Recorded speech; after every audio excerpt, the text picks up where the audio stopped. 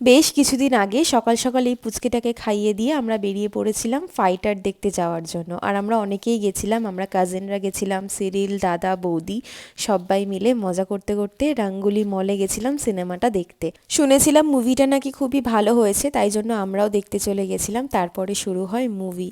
ঋত্বিক রোশনকে অনেক ছোট থেকেই আমার ভালো লাগে, আর এই মুভিতেও দেখলাম দারুণ অ্যাক্টিং করেছে। ইভেন দীপিকা পাদুকোন, অনিল কাপুর এরাও খুব ভালো অ্যাক্টিং করেছে। তারপর ইন্টারভ্যালে এত বড় পপকর্ন নিয়ে নিয়েছিলাম। আর একটা কথা বলে দিই, আমাদের সবার মুভিটা খুবই ভালো লেগেছে, ইভেন স্টোরিটা আরও ভালো। তোমরা যদি মুভিটা দেখে থাকো তাহলে অবশ্যই আমাকে কমেন্টে জানিও।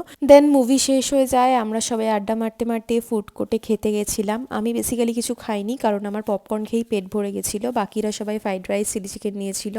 দেন খাওয়া দাওয়া করে আমরা স্পেন্সার্সে গেছিলাম, কারণ আমার দিদি জামাইবুর কিছু গ্রসারিজ কেনার ছিল। তারপর গ্রসারি কিনে আমরা সবাই বাড়ি চলে এসেছিলাম। মিনি ব্লগটা কেমন লাগলো জানিও। বাই।